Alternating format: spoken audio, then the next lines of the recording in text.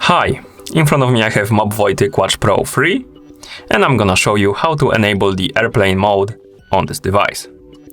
Let's start by waking up the screen on our watch. To do it, press the upper button. After you wake up the screen on your watch, swipe downwards from the top of the screen to open the quick panel.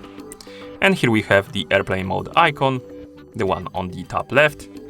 Tap on it to enable the mode. You can also tell that the airplane mode is enabled by this icon right here, the airplane icon on the main watch face screen. And to disable the mode, simply open the quick panel and tap on the icon again.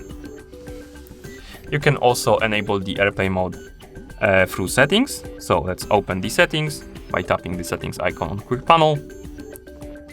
In settings, scroll down and tap on connectivity. Here, scroll down, and below the NFC we have airplane mode, and we can enable it by tapping on the switch next to it, like this, and disable it by tapping on the switch again. And that's how you enable the airplane mode on this device. Thank you for watching. If you found this video helpful, please consider subscribing to our channel and leaving the like on the video.